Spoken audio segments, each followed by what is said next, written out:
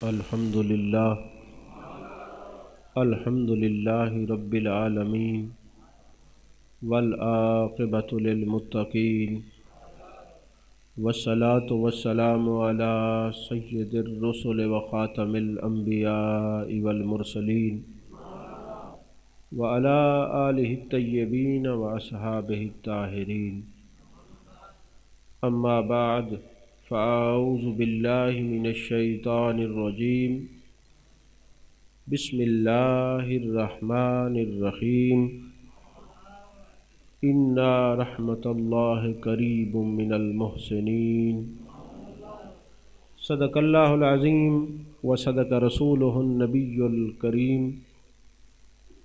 قال اللہ تبارک و تعالی فی شان حبیبہ مخبرا و آمرا، ان اللہ وملائکتہ یصلون علی النبی یا ایہا الذین آمنوا صلوا علیہ وسلموا تسلیما۔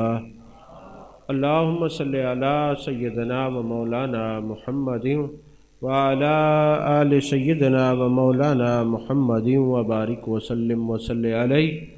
الصلاۃ والسلام علیک یا رسول اللہ وعلی آلک و صحابک یا حبیب اللہ۔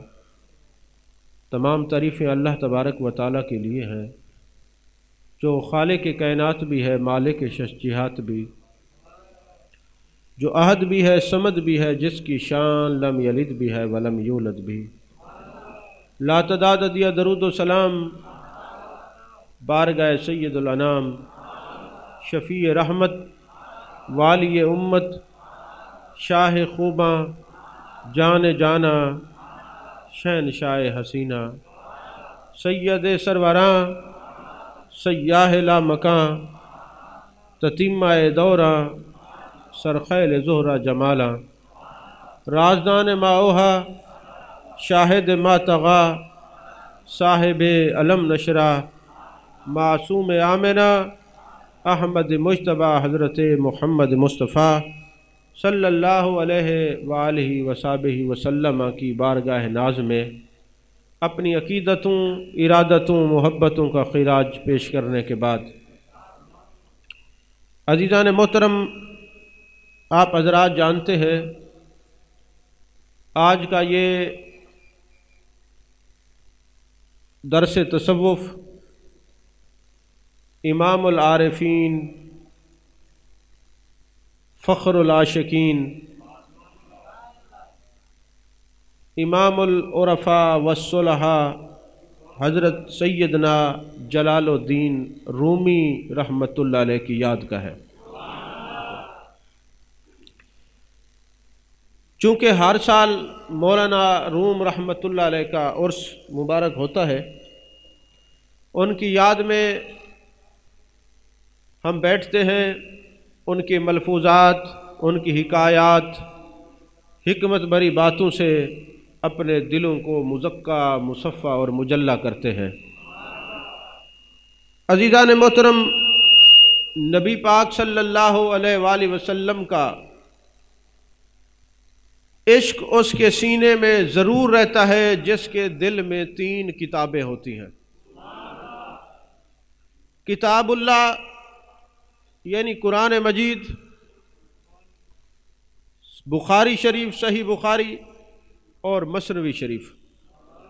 آج تو لوگوں کے اندر یہ پڑھنے پڑھانے کا رواج بہت کم پڑ گیا، ورنہ اگر آپ کچھ عرصہ پیچھے مڑ کے دیکھیں تو آپ کو پتہ چلے گا کہ یہ مثنوی شریف بطور وظیفہ پڑھی جاتی تھی۔ عشاق جو ہیں وہ مثنوی شریف کو پڑھا کرتے تھے، اور مثنوی عاشقوں کے دل کو گرمایا کرتی اور لوگوں کے دلوں کو مزکا، مصفا اور مجلہ کیا کرتی تھی، اور اب بھی کرتی ہے۔ آپ نے مختلف حکایات، نظریات کے ذریعے، اشعار کے ذریعے لوگوں کو تصوف سمجھایا ہے۔ چونکہ آپ کی ولادت اور وصال کے اوپر میں کئی بار بیان دے چکا، آج میں نے صرف مثنوی شریف پر اور 1-2 باتیں آپ کی ذات پر آپ سے عرض کر کے پھر آگے اپنی گفتگو کو شروع کرتے ہیں۔ عزیزان محترم، مولانا روم کوئی اکیلے جو ہیں وہ ایسے نہیں تھے کہ آپ نے اس تصوف میں قدم رکھا یا علم سے آپ کا کوئی تعلق نہیں تھا یا پہلی دفعہ آپ اس وادی میں آئے عشق کی اور تصوف کی وادی میں. ایسا بالکل نہیں ہے، ایسا ہرگز نہیں ہے. مولانا روم رحمۃ اللہ علیہ وہ شخصیت ہیں کہ جن کے اگر آپ خاندان کے پس منظر کو دیکھیں تو آپ کے ذہن میں یہ بات ضرور آئے گی کہ یہ جو محبت اور عشق رسول کی گھٹی آپ کے دامن میں تھی نا، اس کا اثر جو ہے آپ کے بزرگوں میں بھی پایا جاتا ہے. اگرچہ آپ کا وصال جو ہے وہ 5 جمادی الثانی کو ہے اور حضرت سیدنا صدیق اکبر رضی اللہ تعالیٰ عنہ کی اولاد میں سے ہے. مولانا روم حضرت سیدنا صدیق اکبر رضی اللہ تعالیٰ عنہ کی اولاد میں سے ہیں. آپ کے جو دادا ہیں ان کا نام ہے جلال الدین، آپ کے والد کا نام ہے بہاؤالدین. آپ کی جو پیدائش ہوئی ہے وہ بلخ شہر میں ہوئی ہے. بلخ اس وقت افغانستان ہے، افغانستان میں ہے یہ جو بلخ کا شہر ہے.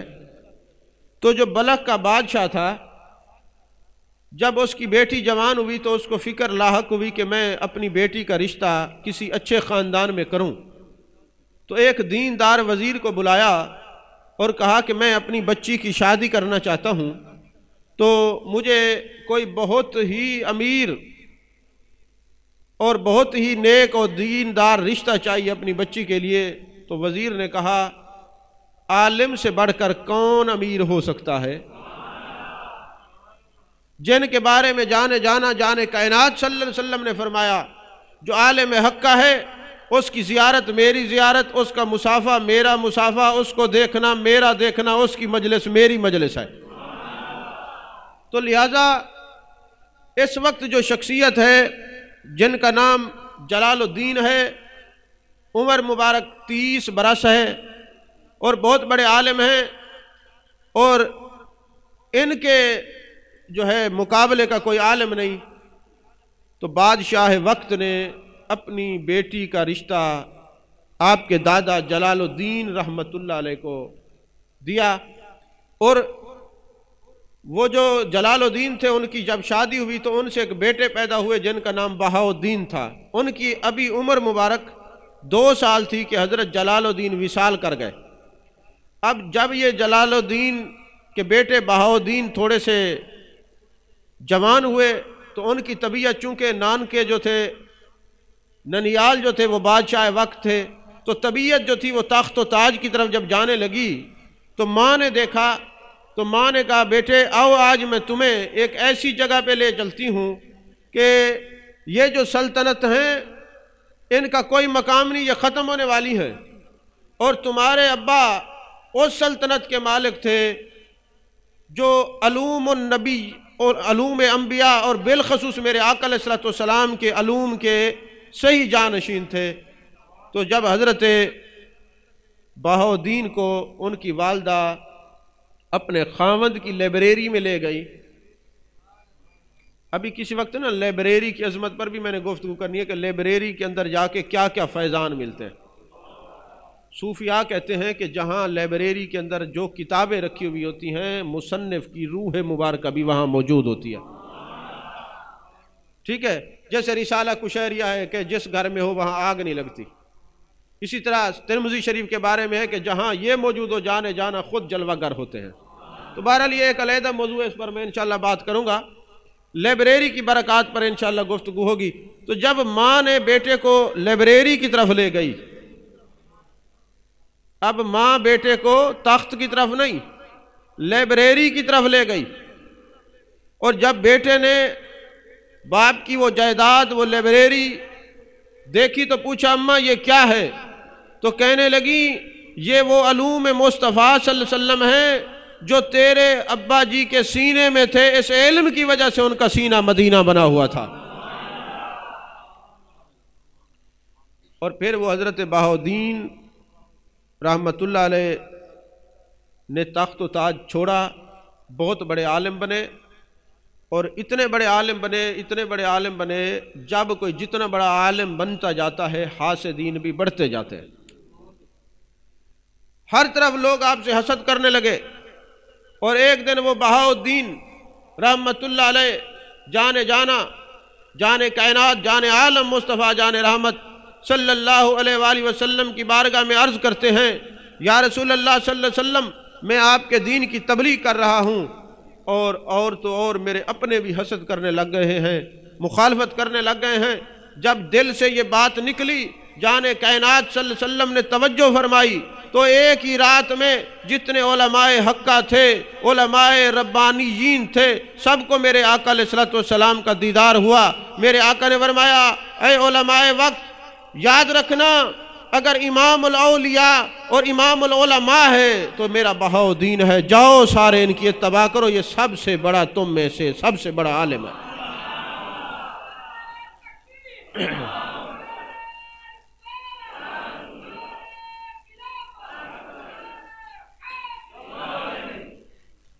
تو میرے آقا علیہ الصلوۃ والسلام نے مولانا روم کے ابا جان کو سلطان العلماء کا لقب عطا فرمایا، اور صبح سارے علماء اکٹھے ہو کر آپ کے والد کی خدمت میں جاتے ہیں اور جا کے عرض کرتے ہیں، آپ ہمارے سلطان ہیں، آپ سلطان العلماء ہیں۔ تو سلطان العلماء کا بیٹا ہے مولانا روم، جن کو علماء کا سلطان جانے جانا کہیں، ارشاد فرمائے، ان کے بیٹے کا نام مولانا روم ہے۔ جب علماء کا حسد ختم ہوا، تصوف کی دنیا ایک ایسی دنیا ہے، جب کوئی بندہ میدان تصوف میں قدم رکھتا ہے، پھر مخلوق خدا اس سے محبت کرتی ہے، پھر ایسا شخص جہاں قدم رکھتا ہے زیارت کرنے والوں کا رش لگ جاتا ہے۔ بادشاہ وقت کو حسد ہوا کہ ہو سکتا ہے یہ کہیں ان کا جو پیچھے بیک گراؤنڈ ہے وہ بادشاہانہ ہے، ایسا نہ ہو کہ میری سلطنت کے لیے یہ نقصان دہ ہوں۔ تو حضرت بہاؤالدین کے پاس بادشاہ وقت آیا اور کہا، جناب مجھے یہ ڈر لگتا ہے کہیں آپ میرے لیے کوئی کسی طوفان کا پیش خیمہ نہ بنے۔ تو آپ نے فرمایا، یہ ملکیت، یہ بادشاہت میں تمہیں دیتا ہوں اور میں ملک چھوڑتا ہوں۔ جب حضرت بہاؤالدین رحمت اللہ علیہ نے یہ بلخ کا علاقہ چھوڑا اور بغداد کی طرف سفر کیا، تو جہاں سامان اونٹوں پہ لدے ہوئے تھے تو صرف 300 اونٹ آپ کی کتابیں اٹھا کے بغداد کی طرف روانہ ہو رہے تھے۔ 300 اونٹ کتابیں اٹھا کر بغداد کی طرف روانہ ہو رہے تھے۔ اور جب بغداد پہنچے، جو بلخ کا بادشاہ تھا اور بغداد کا بادشاہ تھا، ان کی آپس میں کوئی شکر رنجی چل رہی تھی، ناراضگی تھی۔ انہوں نے سمجھا کہیں جاسوس نہ ہوں، تو انہوں نے حضرت بہاؤالدین زکریا رحمت اللہ علیہ کے پیر حضرت شہاب الدین سہروردی رحمت اللہ علیہ، مشیر خاص تھے بادشاہ وقت کے، ان کو بھیجا کہ جا کے ان کا استقبال کریں۔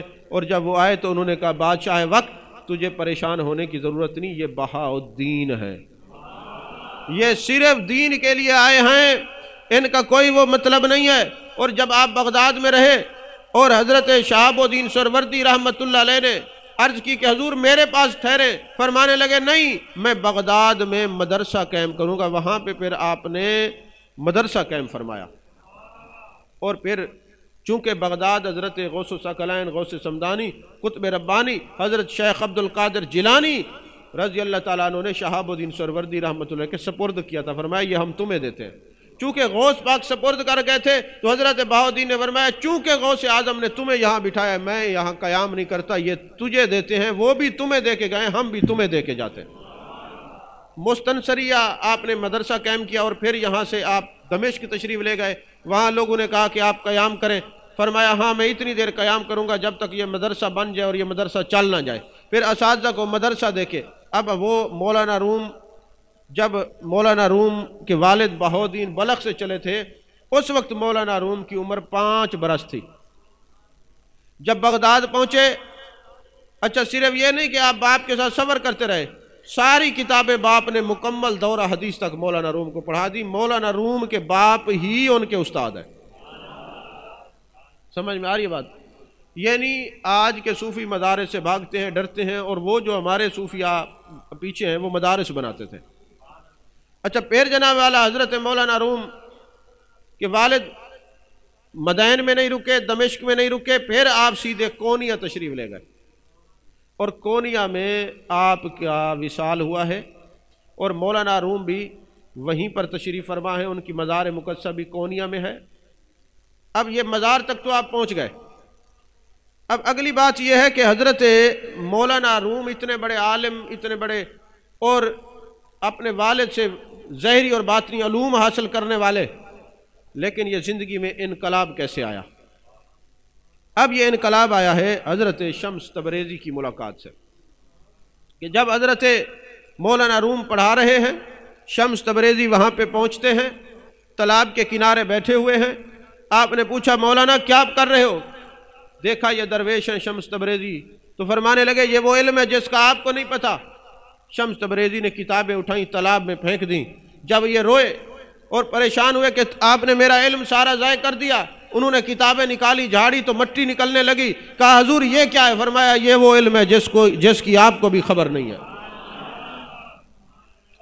یہاں پر دینی طلباء بیٹھے ہیں، نحو آپ لوگ جانتے ہیں، انقلاب آتا ایسے نہیں آتا۔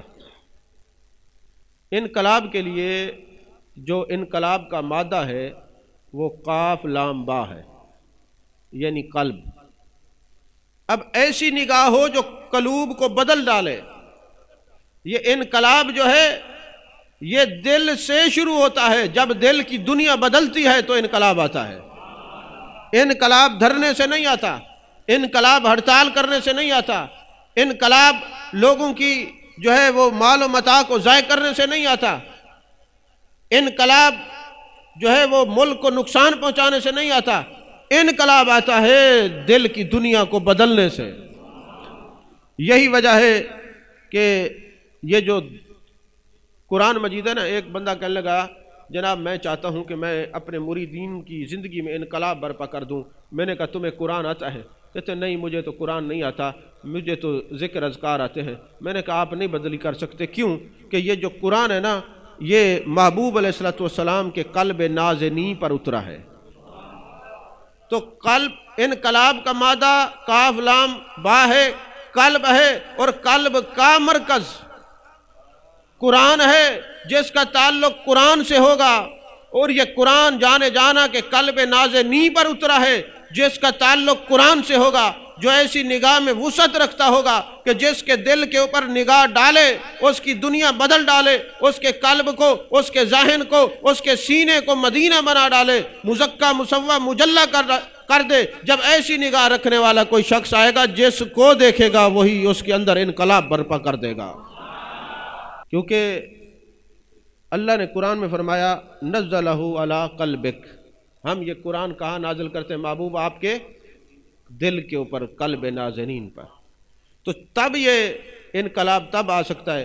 مجھے اگلے دن نا ایک بندہ کہنے لگا کہ جناب مجھے خلافت دے۔ اب جس نے سوال کیا کہ مجھے خلافت دے، اس کا قد ہے تھوڑا سا چھوٹا۔ تو میں نے کہا آپ کا قد کتنا ہوگا؟ کہتے جی یہی 3-4 فٹ۔ تو میں نے کہا آپ نے شریعت اور طریقت کو اپنے قد پر لاگو کر دیا ہے، نافذ کر دیا ہے؟ کہنے لگا نہیں۔ میں نے کہا خلافت تو اس کو دی جاتی ہے جو اپنے مرشد کے، اپنے اولیاء کے فیضان کو، شجرہ کے بزرگوں کو لوگوں کے اوپر نافذ کرے۔ تو جب تو نے اپنی 3 یا 4 فٹ کی ڈیڈ باڈی پر شریعت اور طریقت کو نافذ نہیں کیا تو مریدین پہ کیسے نافذ کرے گا؟ نہیں سمجھ آئی بات آپ کو؟ تو طریقت تو تبھی نافذ ہوگی نا جب آپ کو بتایا جائے آپ تصور شیخ کریں، آپ ذکر جلی کریں، ذکر خفی کریں، پاس انفاس کریں، ساتھ ذل ضربی کریں، آپ جناب والا ہر وقت ذکر کی کیفیات کے اندر مگن رہیں، آپ نماز قائم کریں، نماز پڑھیں، نماز ادا کریں، یہ ساری صورتحال۔ اور پھر دین کا کوئی مسئلہ ہو تو پتہ ہو کہ سوال جواب کہاں ہے، سوال کون سا ہے، جواب کون سی کتاب میں ہے، پھر تمہیں خلافت بھی ہو، اجازت بھی ہو، یہ بہت کچھ اپنے اوپر نافذ کرنا پڑتا ہے، تب جا کے بندہ اپنے پیر کا خلیفہ بنتا ہے۔ تو جب تم خود اپنے اوپر شریعت اور طریقت کو نافذ نہیں کر سکتے، مریدوں کو کیسے کرو گے؟ عزیزان محترم، تو مولانا روم نے جب دیکھا کہ یہ بھی علم ہوتا ہے کہ کتابیں پانی سے نکال کے جب جھاڑی جاتی ہیں تو گرد نکلتی ہے، تو انقلاب آیا پھر کیفیت بدلی، پھر تصوف کے میدان میں آپ نے قدم رکھا اور پھر فرمایا مولوی ہرگز نہ شد مولائے روم تا غلام شمس تبریزی نہ شد۔ یہ مولوی مولانا روم کبھی نہ بنتا اگر شمس تبریزی کا غلام نہ بنتا۔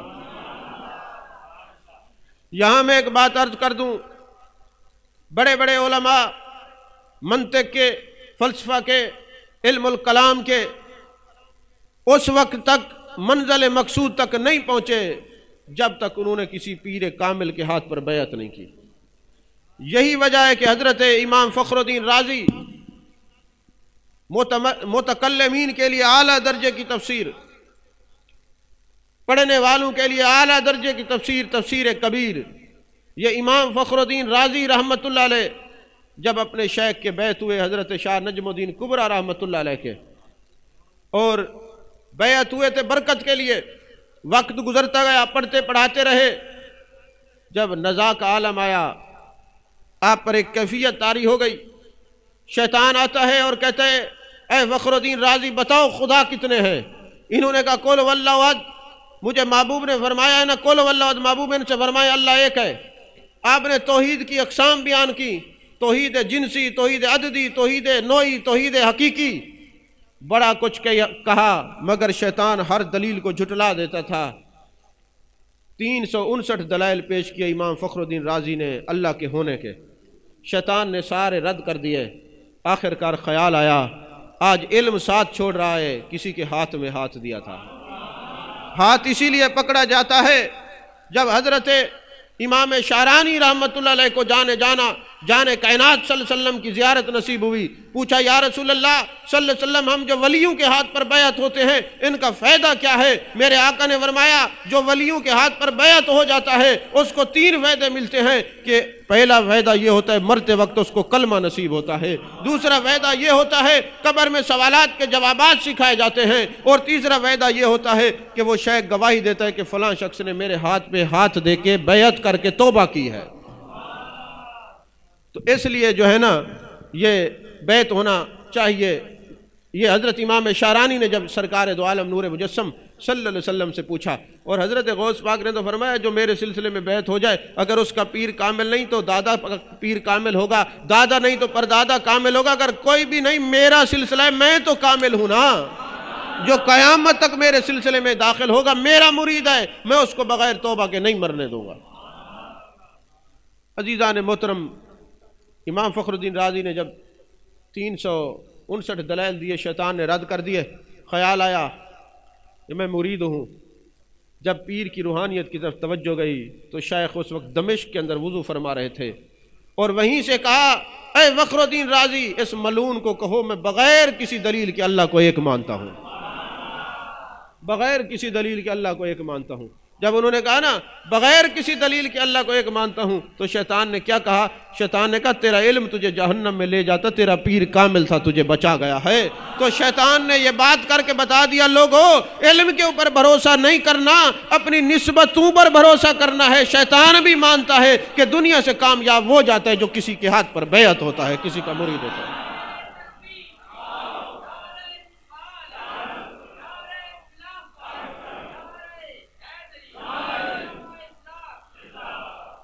توجہ ہے آپ کی؟ اب میں نے مشکل تقریر ختم کر لی، اب آسانی کی طرف آ رہا ہوں۔ عزیزان محترم، مولانا روم نا اشعار لکھتے ہیں تو اس کے اندر بہت کچھ سمجھا جاتے ہیں، آپ نظم میں بہت سمجھاتے ہیں، نثر میں سمجھاتے ہیں، حکایات میں سمجھاتے ہیں۔ جیسے کہ یہ اپنی نسبت کے بارے میں بتایا، مولوی ہرگز نہ شد مولائے روم تا غلام شمس تبریزی نہ شد، اور پیر کے بارے میں کیا فرماتے ہیں؟ پیر کامل صورت ذل الہ یعنی دیدے پیر دیدے کبریا، ہر کے خواہد ہم نشینی با خدا او نشین در حضور اولیاء، چون شوی دور از حضور اولیاء در حقیقت گشتہ دور از خدا۔ عزیزان محترم، ایک بات انہوں نے لکھی، اب میں ان کی حکایات کی طرف آ رہا ہوں۔ اب میں کچھ بات ایسی ہیں جن کو کھول نہیں سکتا، لیکن میں یہ امید رکھوں گا کہ آپ میری بات کو سمجھیں گے۔ آپ نے بانسری کا ذکر کیا مثنوی شریف کے اندر، اور فرماتے ہیں بشنو از نائے چوں حکایت می کند وز جدائی ہا شکایت می کند۔ یہ جو بانسری ہے نا، یہ کسی سے جدا ہونے کا ذکر کرتی ہے۔ بانسری ہے کیا؟ بانسری ایک کانا ہے، ایک بانس سے یہ کٹی ہے، کاریگر نے اس کو خوب تراشا ہے، خراشا ہے، پھر اس کے اوپر کچھ اس نے سوراخ کیے ہیں، اور پھر بانسری کو کاریگر نے اپنے منہ پہ رکھا ہے۔ جب یہ بانسری اس کے ہونٹوں کے اندر آئی اور جب بانسری بولی تو درد تھا کہ وہ کسی سے جدا ہوئی تھی۔ جو بول رہی تھی یہ بانسری کی اپنی آواز نہیں تھی، کوئی اور بول رہا تھا۔ آپ کو نہیں سمجھ آئی؟ یہ بانسری کی اپنی آواز نہیں تھی، اس کے اندر کوئی اور بول رہا تھا۔ وہ جو بانسری ہے اس کے اندر سوراخ کیے، اب جب وہ سوراخوں کو بند کرتے ہیں تو اس کے اندر سر اور درد کی آواز آتی ہے۔ تو یہ جو انسان کے حواس خمسہ ہیں، گوش بندو، چشم بندو، لب بند، گر نبینی سر حق برما بے خند۔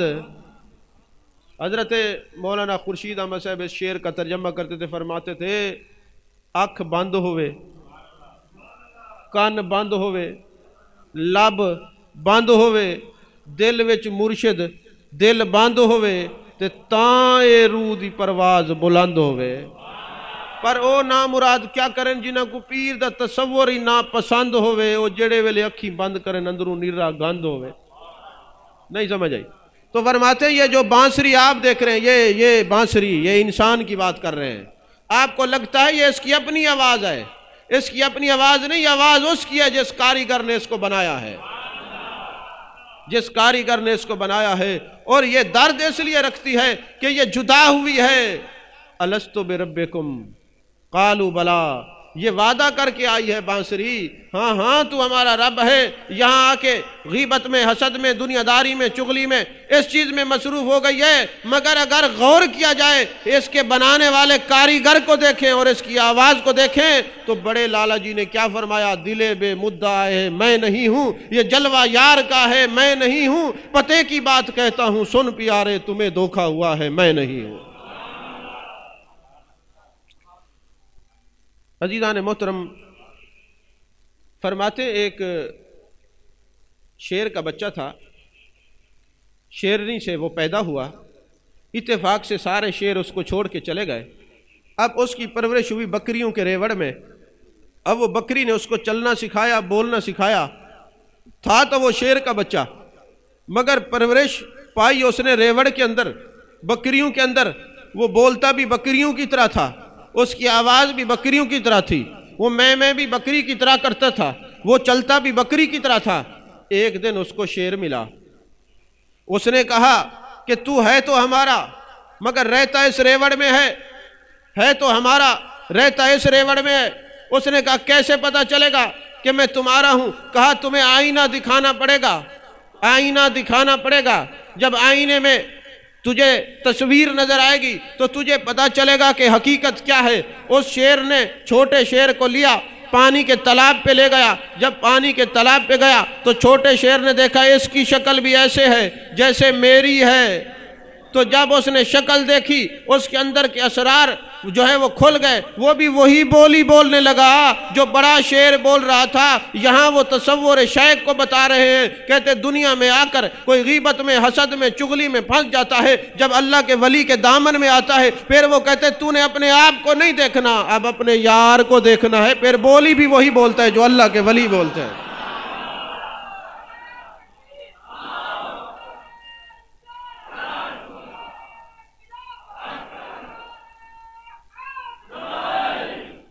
توجہ ہے آپ کی؟ ایک آدمی نے نا رات کے اندھیرے میں گائے باندھی ہوئی تھی۔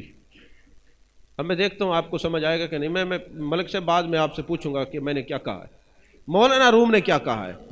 میں تو ناقل ہوں، نقل کر رہا ہوں، راوی ہوں، روایت کر رہا ہوں ان سے لے کر۔ ایک بندے نے رات کو گائے اندھیرے میں باندھ دی، گائے اندھیرے میں بند گئی۔ رات کو ایک شیر آیا، جب شیر آیا اس نے آتے ہی گائے کو ہضم کر لیا اور گائے کی جگہ پہ بیٹھ گیا۔ اب اندھیرا تھا. جب وہ آیا نا گائے کا مالک، اس کے اوپر ہاتھ پھیر رہا ہے، اس سے پیار کر رہا ہے، وہ یہ سمجھ رہا ہے کہ ہے یہ گائے، تھا وہ شیر. تو اب شیر یہ سوچ رہا ہے کہ اگر میں اپنی آواز نکالوں اور اپنا آپ بتاؤں تو اس کا تو جگر پتا پانی پانی ہو جائے گا، یہ تو ختم ہو جائے گا، یہ تو مجھے کچھ اور سمجھ کے میرے قریب ہو رہے، اس کو کیا پتا میں کیا ہوں. نہیں سمجھ آئی آپ کو میں نے کیا کہا ہے؟ اس کو کیا پتا میں کیا ہوں، یہ تو کچھ اور سمجھ رہا ہے. اب آدمی کوئی اور ہماری نظر میں ہے، جب سے سنا ہے یار لباس بشر میں ہے، وہ فرماتے وفی انفسکم افلا تبصرون نحن اقرب الیہ من حبل الورید وہو معکم. آپ کچھ اور سمجھے، آپ کچھ اور سمجھے. عزیزان محترم، فرماتے ایک بادشاہ نے نا ایک غلام پالا ہوا تھا. تو وہ غلام جب بادشاہ کے پاس بیٹھتا تو لوگ نا اس سے بڑے جیلس ہوتے، بڑے پریشان ہوتے کہ یار یہ بادشاہ اس کو اہمیت دیتا ہے، ہمیں نہیں دیتا. تو بادشاہ نے کہا چلو ایک دن ان کا امتحان لیتے ہیں. اس نے ہیرے جواہرات رکھ دیے اور کہا جاؤ جس کا دل کرتا ہے لے لے، جس کا دل کرتا ہے لے لے، جس کا جو دل کرتا ہے لے لے. کوئی ہیرے لے رہا ہے، کوئی جواہرات لے رہا ہے، کوئی جناب سونا لے رہا ہے، کوئی دھاتیں اٹھا کے لے رہا ہے، کوئی درہم و دینار لے رہا ہے. جب وہ غلام، وہ بچہ آتا ہے تو بادشاہ کے کندھے پہ ہاتھ رکھ دیتا ہے. بادشاہ نے پوچھا تجھے درہم و دینار نہیں چاہیے؟ اس نے کہا جن کو درہم و دینار چاہیے تھا انہوں نے لے لیا، مجھے دینار سے غرض نہیں، مجھے تو اپنے یار سے غرض ہے. دینار سے غرض نہیں، مجھے اپنے یار سے غرض ہے. مجھے تو آپ چاہیے، جب آپ میرے ہو گئے ساری کائنات میری ہے. تو جنت کی لالچ تو وہ رکھیں جنہوں نے تجارت کرنی ہو، دوزخ سے وہ ڈریں جنہوں نے تجارت کرنی ہو. ہم تو رضائے یار پہ رہتے ہیں، عبادت کرتے ہیں تو انت عبد اللہ کانک تراہ فإن لم تکن ترا فإنہ یراکا. اس لیے کہ جمال جہاں آ رہا کہ جلووں کو تکیں. فرمایا کوئی کسی چکر میں پھنسا ہوا ہے، تم نے پھنسنا نہیں ہے، تم نے دیکھنا صرف اپنے یار کو ہے. جب یار تمہارا ہے ساری کائنات تمہاری ہو جائے گی. جب یار تمہارا ہے ساری کائنات تمہاری ہو جائے گی. ایک مرتبہ ایسا ہوا، آپ نے ایک شخص سے پوچھا جناب یہ بتائیں آپ کو دولت سے پیار ہے یا گناہ سے پیار ہے؟ اس نے کہا نہیں جی ہمیں تو گناہ سے بڑی نفرت ہے، بس دولت سے پیار ہے، دولت اکٹھی کر رہے ہیں. فرمایا نہیں، غلط بات ہے. بات یہ ہے کہ بندے کو جس چیز سے پیار ہوتا ہے نا اس کو ساتھ رکھتا ہے، ساتھ لے کے جاتا ہے. تمہیں دنیا نے دھوکہ دیا ہوا ہے، تمہیں لگتا ہے کہ تم دنیا سے پیار کرتے ہو، حالانکہ جب تم دنیا سے جاؤ گے دنیا یہیں پڑی رہے گی. گناہ جو تم نے کیا ہے وہ قبر میں بھی ساتھ لے کے جاؤ گے. پتہ چلا تمہیں گناہ سے پیار ہے، دنیا سے نہیں ہے. عزیزان محترم، آپ قرآن پاک میں ہے نا کہ سب سے بری آواز گدھے کی ہے. اس کو میں نے کھولنا نہیں ہے کیونکہ اکثر بچیاں بھی یہ لیکچر وغیرہ سنتی ہیں. اشارہ دے رہا ہوں، سب سے بری آواز جو ہے وہ کس کی ہے؟ یہ کس نے کہا ہے؟ قرآن پاک نے. مولانا روم کہتے ہیں کہ یہ آواز بری ہے کیوں؟ کہا وجہ یہ ہے کہ گدھا 2 وقت بولتا ہے، ہنہناتا ہے 2 وقت، جب اس کو بھوک لگی ہو یا شہوت کا غلبہ ہو. تو کہا یہ دونوں آوازیں جب بھی کوئی نکالے اور جب بھی کوئی نکالے وہ بمثل گدھا ہے، اور یہی آوازیں بری ہیں. تو نہیں سمجھ آئی آپ؟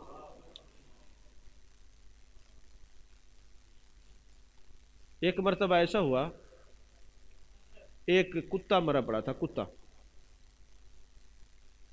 تو ایک عارف نے اس کے پاؤں میں رسی باندھی اور اس کتے کو راستے میں جا کے پھینک دیا. جب اس کو پھینکا تو کتے کو طاقت گویائی ملی، کتے نے کلام کیا. اس نے کہا تم مجھے حقیر سمجھتے ہو اور مجھے بے معنی سمجھتے ہو، پلیت سمجھتے ہو، خسیس سمجھتے ہو، لیکن کچھ باتیں اگر تم اپنا لو نا تو تم اللہ کے ولی بن جاؤ.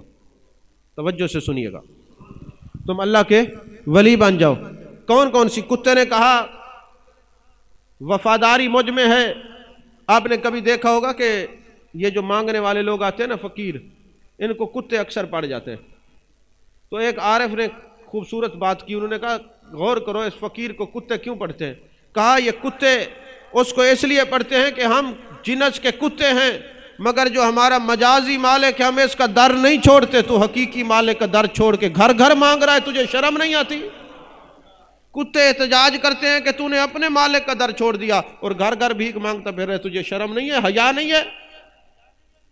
تو کتا کہتا ہے میرے اندر کچھ چیزیں ہیں جو وفادار ہیں، اگر تم کرو تو ولی بن جاؤ۔ سب سے پہلے وفاداری میرے اندر ہے، شب بیداری میرے اندر ہے، ساری رات جاگتا ہوں اور ساری رات بھونکتا ہوں، گریہ زاری میرے اندر ہے۔ بس ایک بات کی وجہ سے میں کتا بنا ہوں، خسیس ہوا ہوں، ناپاک ہوا ہوں، جاگتا بھی ہوں، شب بیدار بھی ہوں، گریہ زار بھی ہوں، لیکن ایک بات ہے جس کی وجہ سے میں ذلیل ہوا ہوں، وہ یہ ہے کہ جب میں کسی کتی کو دیکھ لیتا ہوں پھر مالک کا در بھی چھوڑ دیتا ہوں، ہر چیز بھول جاتا ہوں۔ آپ نہیں سمجھے؟ تو یہ خصائل جو ہیں اولیاء والے ہیں، یہ ایک عادت ایسی ہے جو ہر ایک پر پانی پھیر دیتی ہے۔ عزیزان محترم، لوگ مرید ہونے کے لیے آتے ہیں نا، تو ایک دن کسی نے سوال کیا حضور یہ جو مرید ہیں یہ تو اچھے نہیں ہیں۔ فرمایا اگر نیک ہوتے تو ہمارے مرید ہوتے، نیک ہوتے تو ہمارے مرید ہوتے، پھر مرید ہونے کی ضرورت کیا تھی؟ مولانا روم کہتے ہیں میں نے اپنے رب سے وعدہ کیا ہے کہ جب تک میرا رب میرے پاس آنے والے بندے سے راضی نہیں ہو جاتا میں اس کو مرید کرتا ہی نہیں ہوں۔ راضی وہ پہلے ہوتا ہے، مرید بعد میں ہوتا ہے۔ عزیزان محترم، آپ بڑے صاحب کرامت بھی تھے، کیونکہ ابھی تمہید ہی باندھ رہے ہیں، وقت ختم ہو گیا ہے، گھنٹہ ہونے کو ہے، مختصر چند باتیں عرض کر کے گفتگو ختم کر رہا ہوں۔ عزیزان محترم، آپ صاحب کرامت بھی تھے، ایک مرید آیا اور کہنے لگا حضور میں فلاں سفر پہ جانا چاہتا ہوں، آپ مہربانی کریں مجھے اجازت دیں۔ آپ نے فرمایا نہیں جانا۔ آج کل مرید اجازت نہیں مانگتے، اجازت دیتے ہیں۔ وہ زمانہ چلا گیا کہ جو اپنے پیر کو منانے کے لیے مختلف رنگ روپ اپناتے تھے، میرا یار راضی ہو جائے۔ اب حالات بدل گئے، اب پیر مناتے ہیں مریدوں کو کہیں ناراض نہ ہو جائیں، پتہ نہیں یہ چلے جائیں گے تو پھر خدمت کرنے والا کیسا ہوگا۔ اور اگر کوئی 5-10 ہزار پیر کو دے دے تو پھر بڑی بڑی دعائیں ہوتی ہیں، میرے فلاں کرم فرما نے مجھے یہ کیا ہے، یہ کیا ہے، یہ کیا ہے۔ حالانکہ وہ بابا جی فرماتے تھے تما کرو مت، منع کرو مت، جمع کرو مت۔ کسی سے تما نہیں کرنا، کوئی خدمت کرے منع نہیں کرنا، آ جائے تو پھر جمع نہیں کرنا، لوٹا دینا ہے۔ تو عزیزان محترم، ان کا بھی مرید کہتے ہیں حضرت میں نے جانا ہے، فرمایا نہیں رکتے تو تمہاری مرضی۔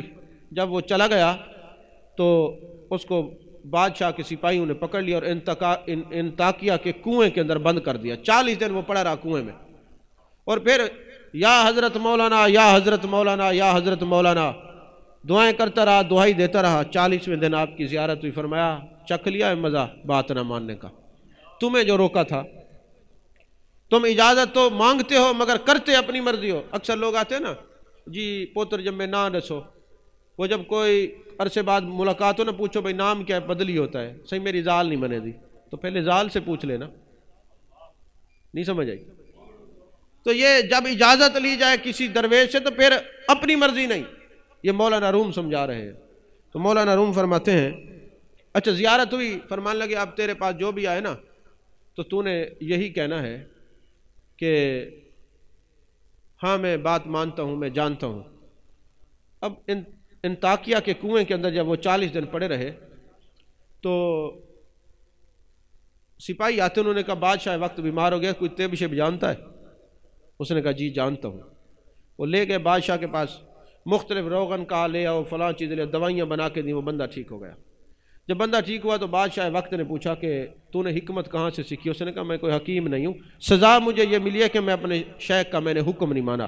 لیکن رات ان کی زیارت ہوئی، ایسے ایسے مسئلہ ہے۔ انہوں نے پھر کافی سارے درہم و دینار مولانا روم کی خدمت کے لیے بھی بھیجے اور اس کو یہ وصیت کی کہ جب تک تمہارے شیخ جو بات کا حکم دے تم نے وہی کرنا ہے، بظاہر وہ صحیح ہو یا غلط ہو۔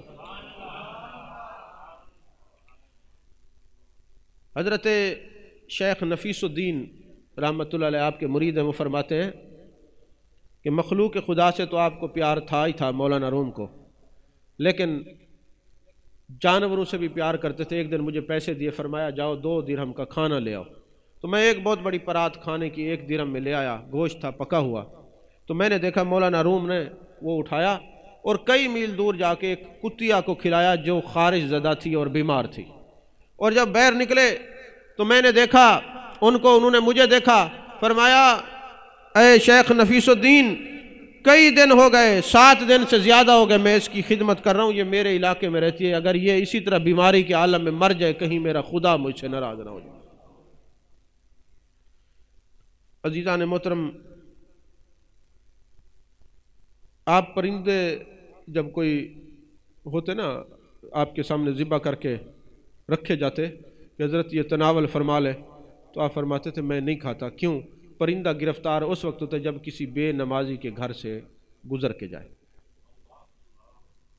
نہیں سمجھ آئی بات آپ کو؟ جب پرندہ بے نمازی کے گھر کے اوپر سے گزرے تو قید کر لیا جاتا ہے۔ تو جب پرندے کا یہ حال ہوتا ہے تو بے نمازی کا کیا حال ہوگا؟ اسی طرح محفل سماع شمس تبریزی نے آپ کو سکھائی تھی، پیر اور جمعرات کو آپ کے پاس قوالی ہوتی، دف بجائی جاتی، محفل سماع ہوتی، اور پھر رقص ہوتا۔ اور رقص جو ہے آپ فرماتے ہیں یہ میرے شیخ نے مجھے عشق کا مراقبہ سکھایا۔ اور آپ نے ایک بڑی گہری بات کی ہے، اب میں وہ کروں تو پھر آپ لوگ سارے رقص پہ جڑ جائیں گے، میں نہیں کرتا، اس کو چھوڑ رہا ہوں، کیونکہ رقص ہی سب کچھ نہیں ہے۔ تو آپ اتنے عارف تھے کہ جب آپ قوالی سنتے تھے، بہت بڑے عالم تھے، باقی لوگوں نے سماع کے خلاف فتویٰ دیا، تو وقت کا جو قاضی تھا اس کا نام جو ہے قاضی سراج الدین تھا، اس کے پاس لوگ گئے کہ حضرت آپ نا ان کے خلاف واجد اور رقص کے خلاف فتویٰ دیں۔ انہوں نے فرمایا میں فتویٰ نہیں دیتا۔ انہوں نے کہا فتویٰ کیوں نہیں دیتے؟ انہوں نے کہا جس مقام پر آپ فائز ہیں تم میں سے کوئی بھی نہیں ہے۔ مجھے چند سوالات کے جوابات چاہیے تھے اور میں جوابات ڈھونڈنے کے لیے پریشان تھا۔ ایک رات میں نے مولانا روم کو دیکھا، وہ میرے آگے جا رہے، میں پیچھے گیا، وہ غائب ہو گئے۔ پھر میں آپ کے دروازے پہ گیا، جس حجرے میں آپ تشریف فرما تھے اس حجرے پر نور سے میرے سوالات بھی لکھے ہوئے تھے، جوابات بھی لکھے ہوئے تھے۔ ایسے شخص پر فتویٰ نہیں لگتا، میں نہیں دیتا فتویٰ۔ یہ قاضی سراج الدین نے فتویٰ نہیں دیا۔ یہ جو رباب ہوتا ہے نا، رباب جو آپ لوگ بجاتے ہیں، آپ جب بھی سنتے بے ہوش ہو جاتے ہیں۔ کسی نے کہا حضور یہ کیا ہے؟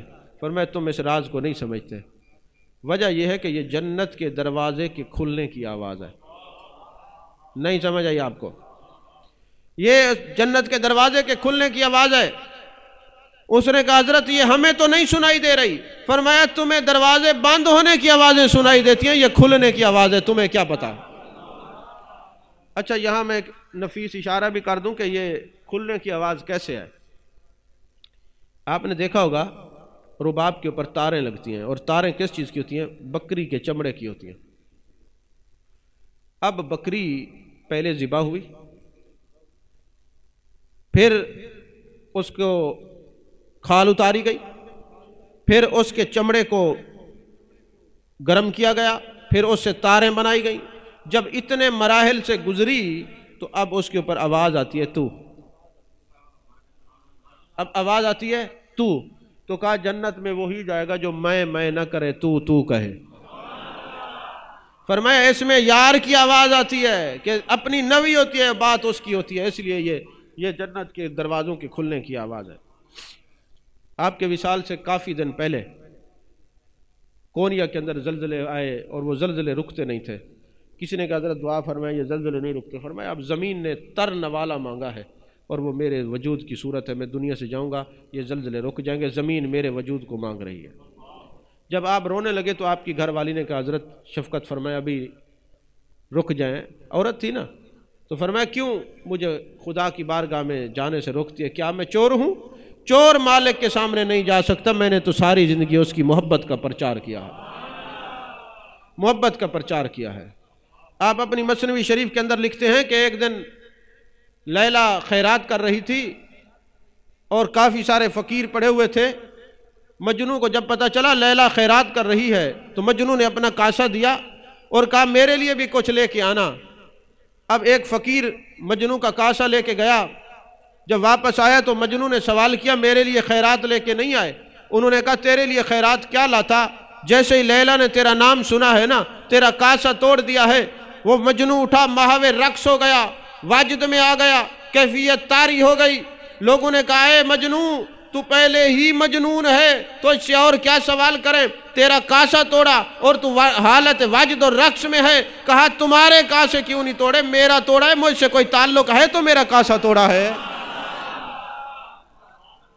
فرماتے ہیں جب شیخ کسی کو جھڑکتا ہے تو گویا اس سے کوئی تعلق ہے تو اس کی اصلاح کرتا ہے، اور خدا جب کسی پر آزمائشیں ڈالتے تو اس مومن سے اللہ پیار کرتے تو آزمائشیں دیتا ہے، اگر اس کا تعلق نہ ہو تو کوئی آزمائش نہیں آتی۔ آزمائشیں تب آتی ہیں جب خدا سے تعلق مضبوط ہو۔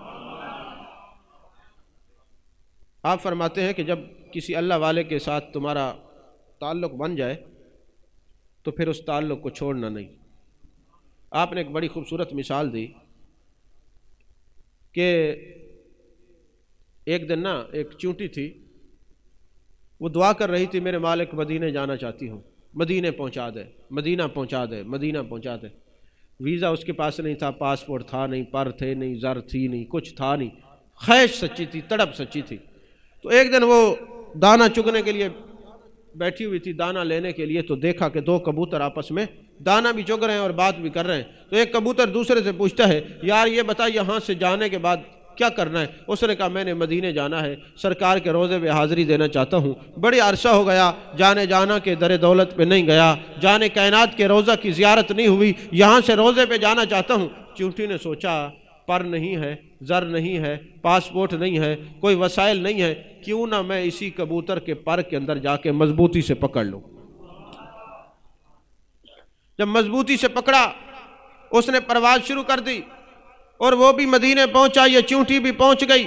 مولانا روم نے کہا جب عالم پرواز کے اندر بھی چونٹی یہ خیال کرتی کہ اب مجھے اس کبوتر کی ضرورت نہیں، وہ زمین پہ گرنے سے پہلے فنا ہو جاتی، اس کا سر دڑ علیحدہ ہو جاتا، جدا ہو جاتا۔ کہا مرید جس مقام پر چلا جائے، جس دن اس نے یہ سوچا میں پیر سے بڑھ گیا ہوں، اس کے ایمان کے دو ٹکڑے ہو جاتے ہیں، اس کا ایمان ختم ہو جاتا ہے، مرتے دم تک اس کو شیخ کی ضرورت رہتی ہے، آخری ٹائم تک بھی اپنے مرشد سے وہ جدا نہیں ہو سکتا جس نے ایک دفعہ ہاتھ میں ہاتھ دے دیا۔ توجہ ہے کہ نہیں ہے؟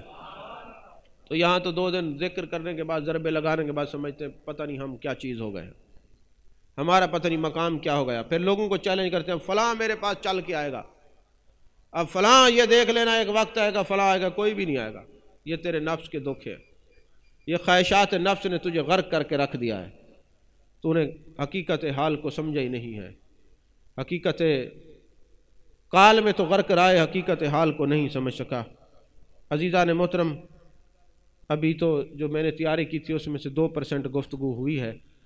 اللہ تعالی ہم سب کو اولیاء کرام کی محبت نصیب فرمائے، اور جو مولانا روم کا فاتحہ دیتا ہے، ایصال ثواب کرتا ہے یا زیارت کرتا ہے، مولانا روم نے کہا ہے ہم بھی اس کو تنہا نہیں چھوڑیں گے۔